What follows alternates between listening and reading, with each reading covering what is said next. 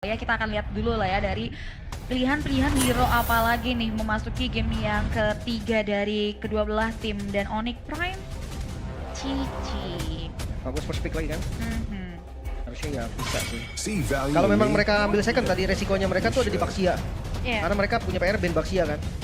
Apalagi sekarang Kalea berarti Angela atau Chusin. Angela atau Chusin. Angela PR yang berat sih. Kayaknya lepas Chusin deh. Untuk Fagus mereka gak punya kimi lagi, tapi mereka masih punya Yves untuk mencapin kalian Chusin ya.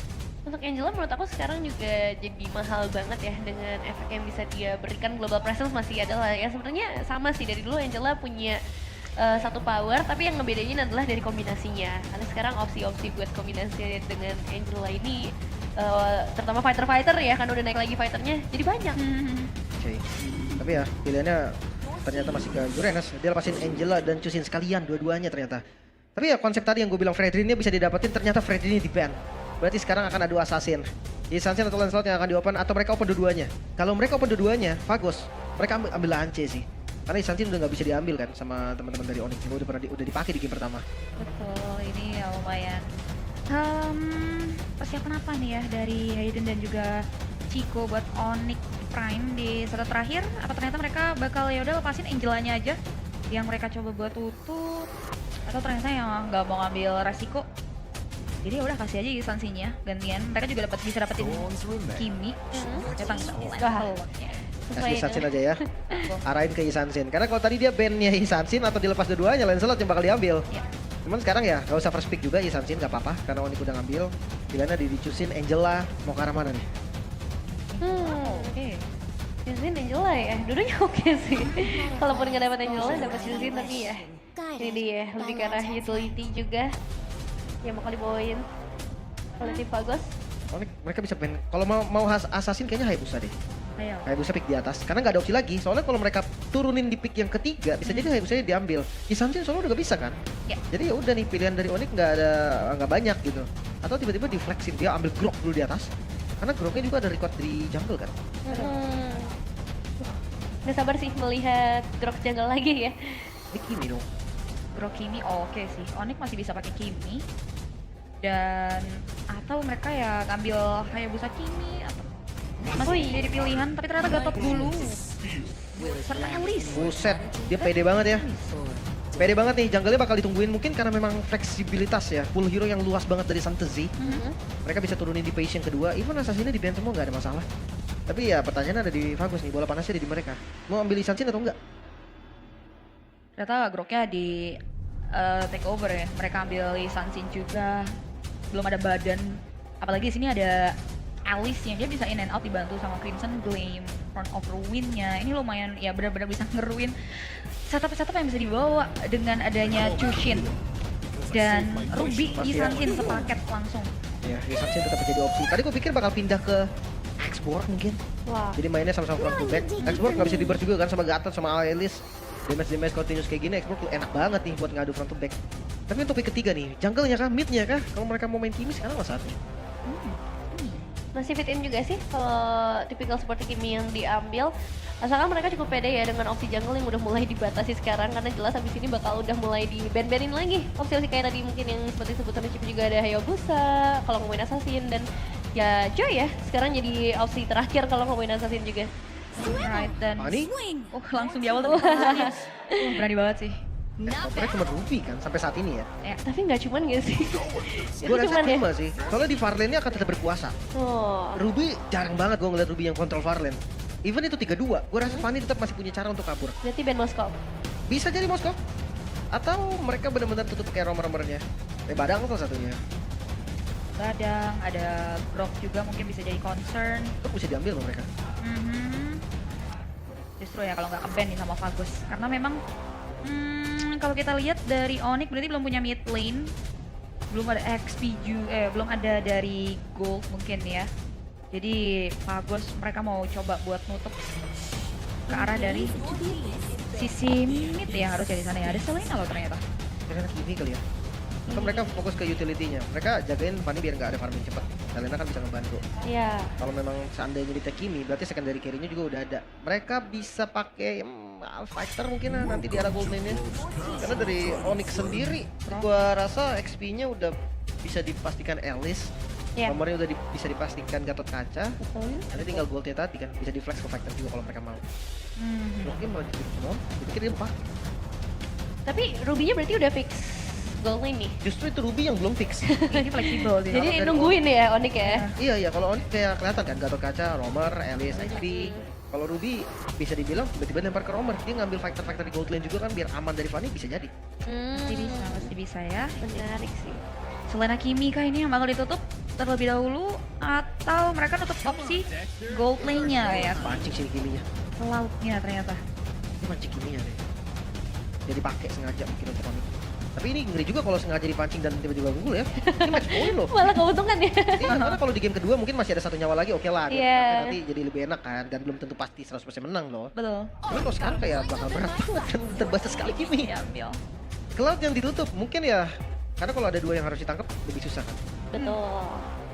Oke, dan kita bakal melihat posisi dari Ruby di sini kira-kira akan ya ditempatkan di area dari segi gold atau roamer atau XP karena memang masih benar-benar fleksibel banget. Kalau ngeliat ada kayak gini, Pobius mungkin bisa diambil kalau misalnya Ruby-nya di area gold ya. Mereka juga butuh badan sih karena Jushin juga butuh ditemenin. Chow bisa diambil nggak sih di sini? Ya, stoppernya berarti Chow ya. Tadi Buat bagus. kalau Onyx, ini udah nggak bisa Chow soalnya. Ambil Chow tapi kalau damage-nya kurang lagi berarti nih. Oke, ada sosok dari segi Kufra ya dan Hilda Ruby Gold harusnya. Ruby Gold, Hilda XP. Ini ancaman Fanny banyak sekali nih. Adanya Kufra, adanya Hilda. Wow. Ruby banyak banget. Hilda bisa rusin di awal. Iya. Ruby bisa nangkap, Kufra bisa nangkap juga. Ini Fanny jadi tim tumbal ya Fanny-nya. Tumbal. Tapi bisa dibilang mereka cukup banyak ya buat close range-nya. Dan aku ngerasa Alice jadi punya banyak target nih kalau kayak gini. Iya, tapi kalau misalkan gak ada follow damage, Alice juga ya bakal cuma jadi initiator doang. Udah stun ke 5, damage-nya bakal kurang. Dan terakhir, pilihan karena gold lane. Sword gold Waduh. lane. Wow. Front to back, ayo! Itu tadi gua bilang kan. Iya. Ketika nggak ada hero burst, kayak teman-teman dari Vagos nih, dia nggak punya burst damage sama sekali. Ya. X-Board, itu bakal jadi mimpi buruk pastinya. Hexborg ya, true damage yang lumayan bisa mencicil-cicil nanti jawaban buat ya 3 batu sandungan untuk sosok Zantazi dari Fanny-nya, ada Kufra, kemudian Hilda dan Ruby ketika nanti mainin karya rotasi. Masalahnya kita main di Expanding River. Jadi surprise pick yang menarik banget buat teman-teman dari Onyx Prime. Dan apakah ini akan menjadi prime time buat Onyx melangkah? Karena 1 langkah lagi nih menuju semifinal. Atau ternyata tidak semudah itu buat tim Vagos membawa 2-3 stopper. 3 penghalang, ini justru akan menjadi jaminan untuk Vagos bisa merebut 1 poin kemenangan nih di game yang ketiga nanti. Ya, ini dia untuk match point. 1 pertandingan yang sangat penting untuk kedua belah tim. Jadi, langsung saja kita akan masuk ke dalam game yang ketiga. Langsung saja Liga Game Arena, mana suaranya? Dan ini dia semangat dari para supporter untuk Vagos DJ versus Onyx Prime. Oke. Ini kalau ngeliat dari Assassin versus Assassin, harusnya seru ya. Harusnya ya. Karena ada teamfight yang di Farlane biasanya kan. Ya. Tapi kalau ngomongin Farlane, Fanny udah pasti unggul sih. Ya apapun yang terjadi ya, walaupun memang banyak pressure-nya. Dan gue penasaran, pressure-nya bakal dari awal atau enggak nih? Pressure ya, ini bisa soal pressure, udah mulai ada lantern flare dan karena XP lane-nya sama-sama punya mobility, jadi ya harus hati-hati tapi kemudian Langsung ngebuka 1 flicker di awal ya. Itu tuh pressure yang dari tadi kita bahas ternyata langsung ditunjukkan juga oleh Onyx Prime terutama dari sisi Zantazi. iya lumayan mahal di flicker di awal dan top lane masih jadi safe place buat kedua XP lane dulu aja dari arah sisi bottom lane juga karena tipikalnya fighter mungkin ya kalau ngomongin safe harus hati-hati aja sih sama Vermisiel karena ini jadi keuntungan buat match juga kan, true damage, lumayan bisa jaga jarak juga dari serangannya di bawah langsung set. Emblem tank ya di dasarnya. X-Board dan juga Alice ini kiri kanannya sama-sama dengan emblem dasar tank. Yang nggak gampang di burst juga. Kalau untuk Ruby ya fighter dia butuh banget spell farm karena sistemnya Ruby itu bukannya dia keras tapi dia sustain. Dia stabil dari darahnya naik terus menerus. Sementara untuk pergerakan dari Vagos, iya selama dia ada di tempo yang sama ya kayak game sebelumnya gue rasa tetap akan akan di final decision akhir aja nih yang menentukan. Soalnya di game pertama sampai game ketiga pergerakan mereka tuh bagus. Ya, dan belum pernah kalah ya untuk choosing dari Drian juga. Ini jadi satu poin yang menarik. Dan debut pick dengan X-Borg di tangan seorang match yang biasanya bakal menjadi killer machine. Tapi dengan X-Borg entah hasilnya akan sama atau berbeda nih. Oh, let's see. Karena tuh lihat megangin banget dan Expanding River nih juga bakal mudahin kedua side fighter gold lane ini untuk melakukan rotasi, berkontribusi juga di area fight yang emang gak terlalu buru-buru juga untuk diambil karena memang ini Fanny ya yang biasanya dia nggak bakal langsung straightforward tapi di area mid lane. Wah, udah mulai ada gangguan ya. Lantern Flash ini bakal jadi masalah bagi seorang match. Mau nggak mau harus ngebuka satu source skills yang sangat mahal sih bagi seorang expert. Tapi yang lebih parah lagi adalah perbedaan kuantitas. Ketika masuk area turtle terjebak sedikit untuk seorang Han. Satu buah flicker mau nggak mau akan langsung dibuka. Dan ini dia 4 Rob Guardian yang menuju ke bagian belakang. Tapi satu sih yang masih bisa memegang ke area turtle. Bahkan ada pertukaran eliminasi tambahan lagi karena Samuel ditukarkan dengan Tabiron dan Killua. Satu hit terakhir yang masih bisa dihindarkan. Bahkan double kill di tangan Zantazi. 2 tukar 2. Ya, jual beli serangan yang sudah mulai coba buat dibawa ya tadi. 2 titik team fight dan memang tidak ada kontestasi yang mau diambil ya karena tadi fokus dari ambil purple buff. Fanny-nya juga langsung berfokus ke area hero dan akhirnya ini masih bisa dibilang keuntungan buat tim Bagus ya karena turtle-nya diambilin. Ya. Karena memang tadi objektifnya beda sih. Onyx dia cari point kill karena Santos dia dapat 2 kan. Sementara dari Vagus dia ambil turtle-nya. Setup memang lebih enak untuk tim Vagus tadi. Dan untuk pressure early-nya lumayan kurang sebenarnya dari Vagus ya dengan hero-heronya mereka yang tadi gua ekspektasikan bakal masuk jungle, bakal coba untuk bikin Santos ini jadi terhambat. Ternyata susah juga nih. Mungkin karena adanya Kimi di arah mid lane yang damage-nya cukup, bikin ya susah banget nih untuk masuk ke jungle-nya dari Onyx. Ya susah yang dimana tadi posisi dari Han-nya juga lumayan jauh ya serba salah dia mau nyari Zantazi tapi ada banyak banget safeguardiannya tapi di area top lane 1v2. Waduh, Narashi sedikit terjebak sepertinya dan tidak ada jalan pulang lagi karena emang damage dari seorang Hisun Shin ini nggak bisa diremehkan sama sekali dan Narashi juga bukan tipikal yang tebal ya, lebih ke arah sustain aja dengan efek lifesteal dan regen yang dimiliki. Itu jadi big problem juga sih lumayan buat Onyx Prime. Karena gold platingannya juga banyak banget, udah habis bahkan diambil oleh sosok jungler dari tim Phagos Gigi ini lumayan ngeboosting di beberapa step yang mau mereka bawakan dan memang di 3 game ini early clash-nya emang selalu akan ada di area objektif netral kayak gini nih, turtle yang kedua ya, dimana Expanding River kembali aktif, stick team fight terus yang bakal dibawa nantinya Lin. Cuma untuk game mereka dari game pertama sampai game ketiga ya, moodnya tuh nggak jauh-jauh banget ya. Mungkin game kedua yang paling jauh tadi. Sementara untuk menit kelima, Assassin gameplay dia akan dapat satu lane, mungkin XP lane-nya akan ikut bertempur. Lihat pergerakan dari Strategy, dia akan bawa farming. Di atasnya akan di-clear mungkin 2 wave, tapi di sisi lain turtle-nya akan langsung di setup ngelihat di Sunsin Show di atas. Ya udah dipegang Samuel yang akan mencoba untuk memberikan gangguan dari sisi distraksi. Han langsung ditutup juga jalannya zone out dari Narashi yang begitu on point sehingga tidak ada gangguan yang bisa mendekat tapi ditukarkan dengan satu outer turret di area top lane. Alright, dan tidak ada objektif kill point ya ini yang diambil oleh teman-teman dari Onyx Prime dan juga tim Phagos Gigi karena memang temponya seslow itu. Entah siasat apa yang mau coba buat dibawakan juga oleh tim Phagos buat bikin Sazinya fat dulu. Mungkin ini jadi prioritas tim Phagos. Itu dia movement yang akhirnya connect Her of Ruin yang sayangnya memang nggak bisa menghentikan karena seorang chef tapi setidaknya flicker sudah berhasil tertrigger tapi Killua adalah bahaya besar. Flicker di bagian depan dan Line of Fire yang akan mencari akhir dari nyawa seorang Killua masih memberikan pressure. 5 pemain yang jadi masalah ada di area bottom lane. Yap, langsung begitu saja ya. Mengundang banyak sekali pemain-pemain dari kedua belah tim. Sehingga akhirnya Killua masalahnya nggak ditukar dengan apapun dan tim fight. Wah ini masih mau diganggu lagi sih sepertinya tabrakan dari seorang Taviron ke bagian depan. Memang belum ada efek stun tapi Samuel satu yang terakhir berhasil ditumbangkan oleh tim Phagos Gigi. Bahkan Donald Wolf King yang berhasil ngebuat Narashi tidak bisa selamat. Bonus Karamet. Wah ini total sih ada 4 poin eliminasi yang bisa diambil ya. Ditukar juga dengan adanya Ohan. Han yang membantu Banda kedatangan dari seorang Santos mungkin akan menjadi akhir kesempatan dari tim Phagos Gigi. Mimpi indah yang langsung ditutup dengan wipe out dari Onyx Prime. Wow, Zantazi. Tadi gue pikir Zantazi bakal coba buat mainin ke area landing jauhnya. Dan ketika dia datang di waktu yang tepat akhirnya bisa balikin.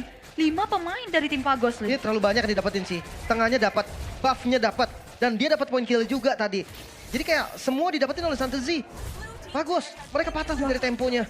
Mereka harus reset lagi, mereka harus tenang lagi karena objektif selanjutnya udah memulai. Harus pikirkan nih cara terbaik sekarang untuk balikin goldnya itu ke arah mana. Ini benar-benar jadi keunggulan dan poros rotasi dari Onyx Prime-nya juga bakal enak banget. Karena sentral dari pada taratnya tim Fagos Gigi sendiri udah hilang dan Expanding River udah aktif. Kita lihat udah ada preparation, udah ada beberapa yang ngetem juga. Ini kah akan yang dicari nih titik baliknya oleh tim Fagos buat patahin turtle terakhir? Kalau misalnya mereka bisa ngedapetin poin eliminasi mungkin bisa menjadi titik balik ya. Tapi semua bakal bergantung terlebih dahulu dengan satu pemain yang sedikit terjebak Samuel ditabrak langsung dan follow up damage yang begitu on point. Tapi lagi-lagi turtle akan terbuka dengan lebar. Buying time, Zantazi udah mulai hadir lagi. Turn off ruin yang connect karena pemain sekaligus. Dan Lost Insanity yang bakal coba untuk dipecahkan. Ngebuat Zantazi tidak akan selamat lagi. Bahkan Rashi masih bisa pegang 3 pemain yang bebas di area yang bersebelahan. Han akan mencoba untuk melakukan pertukaran setidaknya. Narashi flicker dibuka. Wah, sense of targetnya bagus banget dengan putar balik, ngunci langsung. Wah, ada Zantazi kembali lagi hadir untuk mengacak-ngacak setiap yang tersisa dari tim Fagos Gigi menjadi remahan di hadapan Zantazi. Meskipun ada Killua yang berhasil take down, tapi Narashi masih belum mau mundur. Rian setidaknya bisa terpressure dan ditabrak lagi. Follow up dan serang match yang akan ngebuat Han harus mundur. Wah, diusir mundur dengan Lantern Flare, balik lagi dengan Crimson Gleam dan ini menjadi jual beli serangan yang menguntungkannya buat teman-teman dari Onyx Prime jujur. Wah, ini nggak boleh sih terbawa dengan suasana Fagos. Mereka masih punya winning condition, mereka masih bisa farming. Tapi yang ngeliat dari Onyx, mereka juga tahu nih pressure-nya lagi ada di mereka. Penguasaan zonanya bagus banget. Dan in and out tadi dari Fanny-nya. Mereka pulang dulu, balik lagi, tarik ulur. Itu benar-benar dipegang semua sama Onyx Prime. Dan jangan sampai terbawa, itu dia misi dari Fagos. Mereka masih punya asuransi late game di Sunsin. Mereka masih bisa juga untuk pegangin Fanny-nya ketika mereka masuk. Kalau mereka terbawa kayak gini terus, beda 5.000 sampai 6.000 gold, mereka udah nggak bisa pegang lagi. Ya. Udah ada Malavik, War X bahkan tadi kayak ada momen dia habis mulangin satu orang pulang bentar balik lagi. Iya. Dapat kill loh Fanny. Iya ya, keunggulan yang emang tinggi banget sih ketika ngebawain dari Fanny. Cuma tim Fagos sebenarnya mereka juga punya banyak keunggulan dengan banyaknya fighter, banyaknya counter natural untuk seorang Fanny. Sayangnya mereka ke distract dengan 4 pemain lain nih yang belum bisa kejawab. Itu kan masalahnya ada di Killua juga. Continuous damage pasti, match through damage. Narasi datang dengan turn of ruin kena 3 atau 4. Nah, pressure-nya terlalu banyak menurut gua. Cuman memang dari Tafiron udah oke. Dia nahan banget dari bouncing ball-nya. Gak dikeluarin sama sekali sampai bener-bener ada Fanny. Tapi itu jadi nilai minus juga nih. Ketika adanya inisiasi dengan Terran Revenge, gak bisa untuk langsung dipegang pakai bouncing ball. Jadi musuh bisa kabur. Karena ya nungguin Zantazi. Cukup serba salah dan ini lumayan ya. Ada true damage juga dari Mats. Jadi tambahan damage banget buat nyicil, buat mancing juga. Dan di beberapa momen Samuel di sini ya tumbang dengan pertukaran yang worth banget. Dan kita akan lihat apakah dari tim Fagos Gigi dengan banyak yang pressure kayak gini bakal coba untuk keluar dari comfort zone-nya juga karena mereka nggak punya hero laning, berisiko juga buat ngutus Satsuzi buat main jagin karya lininya mungkin dari top lane. Ya, dan sekarang juga concentrate energy di tangan Killua ya, ngebuat output damage akan semakin mengerikan dan Lordnya udah tipis banget, akan langsung disecure begitu saja tanpa adanya perlawanan sama sekali. Tapi langsung ngecek juga ya, 2 pemain yang ada di sekitar area rumput harus terusir. Susah banget sih, karena Fanny juga jadi kayak mau follow up manjangin laningnya juga bakalan jauh. Dan mau nggak mau defense nih, dan kalau ngomongin defense juga bakal berat berarti buat tim Fagos Gigi nih. Karena high ground defense juga nggak terlalu kuat ya. Ngeliat dari Onyx, mereka bisa banget untuk nabrak, mereka punya narasi, mereka punya match. Yang penting mau ngebuang nyawa aja nih, mau ngebuang skillnya. Tapi karena memang masih Lord yang pertama, kayaknya kasih aja Lordnya jalan secepat mungkin. Untuk ditahan pakai Holy Defense yang dimana udah mau habis juga sebentar lagi nih, masuk di menit 12. Damage dari teman-teman Fagos terbilang masih belum cukup. Mereka nggak punya magical damage yang pasti. Karena mengandalkan Chusin udah pasti jelas ya, bakal kurang. Physical mereka memang banyak, tapi ya hypernya tetap akan ada di Satsuzi. Satsuzi tumbang sampai dengan selesai. Iya. Emang bahayanya di posisi Zatsuzi nih yang harus benar-benar hati-hati. Karena kalau kita ngomongin damage dealer ya semuanya akan dibebankan ke arah Yusunshin. Oke, dan ini perbedaan goldnya juga udah lumayan signifikan. Dari tim Fagos Gigi mereka coba untuk mulai menjaga setupnya dulu. Dan Onyx Prime nggak seperti di 2 game sebelumnya ya, hanya berfokus di satu laning. Ini mereka udah mulai memainkan relaning pushnya juga. Ini semuanya jalan. Dan ini ancaman sudah mulai ada di depan mata nih. Kita akan lihat apakah kan ada momentum-momentum yang bisa dibawakan dari Seth dan kawan-kawan tim Fagos Gigi. Iya, karena mid lane belum berhasil tembus, tapi Narashi akan langsung menembus dengan Turn of Ruin dan Water of Guardian yang nge-follow up. Ke bagian belakang sayangnya Narashi harus tumbang. Ditukarkan dengan 1 buah Page Trap saja. Apakah ini akan menjadi hal yang worth it, Cipri? Wah, ini kompak dan disiplin banget sih. Mau nggak mau ya tadi buat ngasih jalan juga karya Lordnya terlalu dalam. Terangkat Lantern Flare juga. Yang ngebuat akhirnya sosok narasinya hilang dan ternyata defensif masih bisa diambil dan bahkan mereka coba buat fight back lagi kayak ini. Iya, ini mereka udah keluar dari area persembunyiannya. Untuk tim Fagos GG cukup berani, tapi Onyx Prime juga nggak semena-mena untuk ngeladenin hal itu. Mereka juga tetap mengkalkulasikan resiko dengan kehilangannya Narashi. Disiplin banget ya tadi, Lim. Lagi-lagi banyak efek sisi juga kan yang dimiliki sama tim Fagos. Ruby, Kufra, adanya Han juga, Ministan, plus adanya Drian juga. Bikin mereka tuh kalau sembarangan nabrak kayak tadi lah, narasinya masuk. Ya cuma bisa dapetin Bestaret nih, tapi bayarannya ada di nyawa. Sebenarnya kalau dibilang nggak masalah ya nggak terlalu gimana-gimana. Karena ya cuma satu aja nih tumbangnya dan Bestaret juga bayaran yang sangat-sangat sepadan karena Lordnya ada di bawah. Plus dari segi item kita lihat damage dari Killua nih. Ini udah nggak bisa dianggap remeh lagi. Adanya Sky Piercer, adanya Concentrated Energy. Ini sustain banget sih di bagian depan dan dia nggak akan takut untuk ke damage. Ya sebaliknya kalau misalkan ada pengejaran ke arah Killua nanti berarti Santazi dia akan bebas sebagai eksekutor seperti yang momen di bawah. Iya, dan ini juga bakal bergantung sama Narashi ya. Meskipun 4 kali tumbang bisa dibilang efek yang bisa diberikan masif banget. Dawn of Ruin, terus juga gangguan dengan Avatar of Guardian yang bisa langsung nge-follow up. Jadi secara area hampir semuanya bisa dipegang sama Onyx Prime. Apalagi ya kita tahu ya bagaimana posisi dengan Fanny dan lane jauhnya akan cukup berbahaya. Betul, bayangin ya ini dengan 3 hambatan dia nggak tumbang sama sekali juga benar-benar perlu jadi concern juga buat tim Fagos GG yang cukup dilematis nih. Belum ada yang show off, top lane-nya jalan terus. Di manakah keberadaan dari teman-teman Onyx Prime? Setup apa yang lagi dibawa yang ngebuat akhirnya ada yang show off dan mau gak mau adalah Satzi di sana yang bakal show off dan ini langsung ya cepet banget, sat-sat banget buat all in dari Onyx Prime ke area Lord. Ya, dia bakal langsung di-secure, harusnya gangguan tetap diberikan juga. Dan Dawn of Ruin yang kembali lagi mengacak-acak karena tapinya di bagian belakang. Santosi waktunya untuk join dengan physical damage yang begitu masif. Han dari bagian belakang mencoba untuk nge-stop karena Killua. Dan berhasil dilakukan oleh seorang Han Godlike. Tapi tetap didapatkan oleh Santosi dengan 2 pemain terakhir. Han, Flicker sudah dimainkan. Wave Minion masih datang dari berbagai arah yang berbeda. Clearing cepat akan dilakukan oleh Onyx Prime juga. Wah, diawali dibuka lagi dengan adanya tim fight solid yang membuat tim Fagos GG harus kehilangan 3 pemain dan masalahnya perimeternya dari Lord ini cepet banget Lim di area top lane. Ini ditabrak sih waktunya harusnya nggak cukup. Oh, ini dia ada satu way. yang langsung menuju ke bagian belakang. Gagal memang, tapi lihat ada yang terjebak di bagian tengah. Satu pemain terakhir, Han, yang tidak bisa selamat. Memang kembali dari seorang Tavidon, tapi Lordnya juga hadir bersama-sama dengan Onyx Prime. Satu Master di bagian bottom lane. Satu Z, sedikit terjebak. Immortal masih ada. Dan satu Z terjebak di bagian belakang. Tidak ada jalan keluar. Dan survive. Jadi seorang body. Bahkan untuk saat ini Onyx Prime yang masih berjuang harus menunggu lagi karena Samuel harus break off. Wah, aksi defensif yang sangat-sangat ekstrim dari Zantazi ditungguin sama beberapa member. Ini ada 2 aksi yang menarik dari kedua belah tim ya. Di sisi lain defensifnya bagus dari tim Fagos GG dan juga bagaimana teman-teman dari Onyx Prime hanya kehilangan beberapa pemain saja dan aset mereka tadi masih standby di area bottom lane Lim. Tapi game masih berlanjut sekarang. Gak ada resource sama sekali berarti dari Santazi, Immortal, Rose Gold, dan Winter semuanya udah cooldown. Ini waktunya dari Fagos kalau memang mereka mau mencoba untuk ngebalikin keadaan walaupun memang goldnya masih dipegang oleh Onyx Prime. Dan jangan salah nih, ngelihat damage-nya tadi bukan cuma Santazi. Killua yang sebenarnya diincer dan tadi jadi masalah serius. Mungkin ya tadi kalau Killuanya selamat akan ada cerita yang berbeda. Match memang bisa damage tapi nggak sekuat Killua. Waduh, Mental Flare yang kembali lagi connect kali ini. Narashi dalam bahaya cukup besar dan Avatar of Guardian akan menjadi follow up. Tapi Santosi muter balik. Oh my god. Mencoba untuk mengincar dari bagian belakang juga. Narasinya memang tumbang. Tapi oh no, Santosi yang kali ini tidak bisa selamat. Tim Fagos GG memegang double kill. Lost Insanity. Yang akan langsung dibuka juga. Killua berhasil di take down. Dan ini dia. Triple kill. Immortal pecah menuju ke arah Maniac. Dan ini dia. Maniac dari Santosi. Wow, Maniac dibalas dengan adanya Maniac di game yang berbeda. Perpanjangan tim fight di area Ribar menuju top lane ini ternyata menjadi nightmare untuk teman-teman dari Onyx Prime karena tim Fagos GG dapetin temponya di area top lane tadi. Mereka mau coba kah? 5 detik lagi untuk narasi spawn.